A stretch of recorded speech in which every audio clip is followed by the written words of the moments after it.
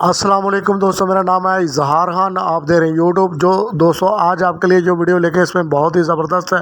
तो दोस्तों इसमें जैसा कि आप देख रहे हैं मिस्टर बिश का एक यूनिट है 1.5 टन का 18,000 BTU का।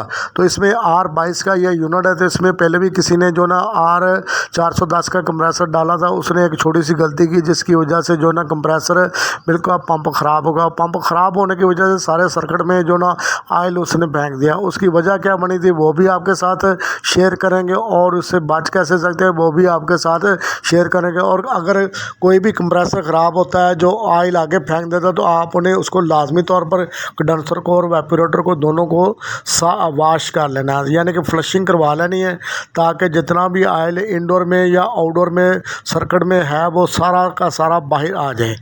अगर बाहर नहीं आएगा दोबारा से आप कंप्रेसर लगाएंगे तो आपकी गैस सारी मेहनत ज़ाया जाएगी।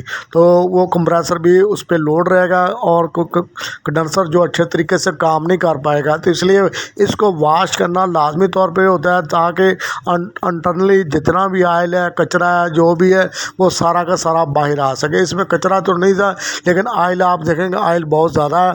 तो इसको हम वॉश करने के लिए आप एक लंबी सी नोज़ल, मोटी नोज़ल लगा लें, ताकि उसमें से लिक्विड डालना आसान हो। या पेट्रोल या थिनर CDC कोई भी चीज़ आप इसमें से डाल सकते हैं। जैसा कि आप ये देख सकते हैं, काफ़ी बड़ी मैंने नोज़ल एक बनाई हुई है जो कि 3 सूत्र के पाइप की है। तो इसमें जो ना लिक्विड बड़ी आसानी के साथ फीड हो सकेगा।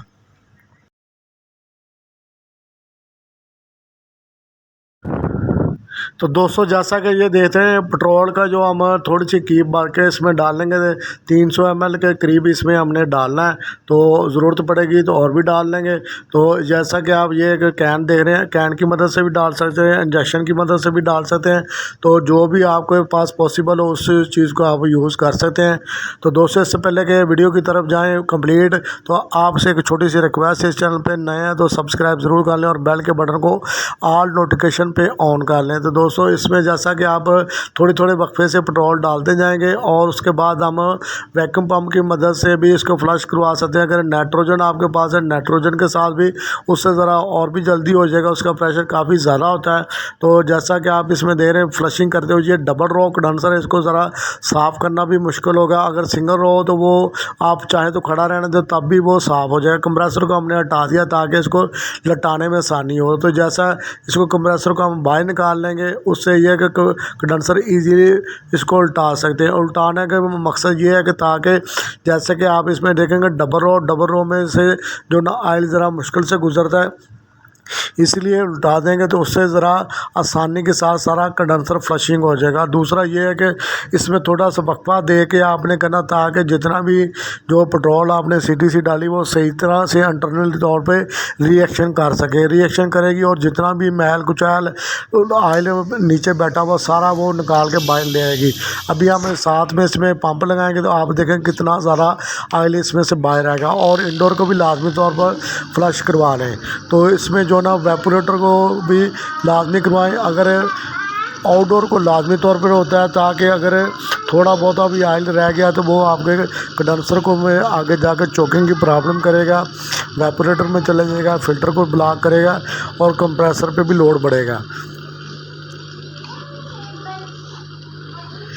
तो दोस्तों अब हम आप देखेंगे जैसे ही इसके आगे बोतल कोई ना कोई लगा लें, ताकि जितना भी ऑयल निकलेगा वो नीचे ज़मीन पे ना पहले कंडेंसर के को ख़राब ना करे। तो जैसा कि मैंने पहले भी आपसे गुजारिश की है, कंडेंसर चाहे फ्रिज का हो या AC का, चाहे कोई भी यूनिट और भी हो, तो उसको लाजमी तौर पर वॉश करना चाहिए, ताकि आगे जाके वो सिस्टम में प्रॉब्लम ना पैदा करे। अगर वो कोई भी चीज़ होगी, जैसे मैंने एक कोन मशीन भी की थी, उसका भी काफ़ी ज़्यादा जो ना कंडेंसर ख़राब था, उसको भी हमने काफ़ी मेहनत करके उसको वॉश किया था।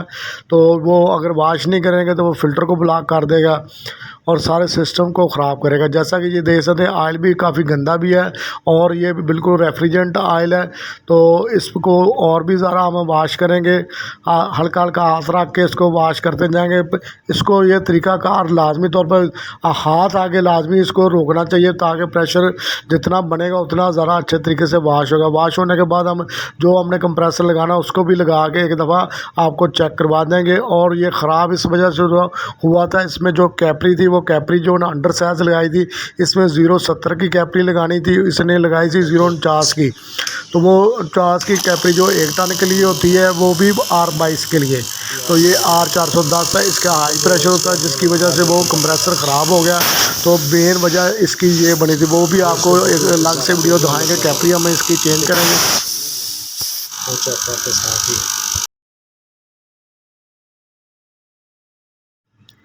तो दोस्तों इसकी कैपरी का हम चेंज करके वो भी आपको दिखाएंगे। अगर वीडियो अच्छी लगे तो लाइक ज़रूर करें, शेयर करें। मिलेंगे दोस्तों नेक्स्ट वीडियो में, तब तक के लिए अल्लाह हाफ़िज़ दोस्तों।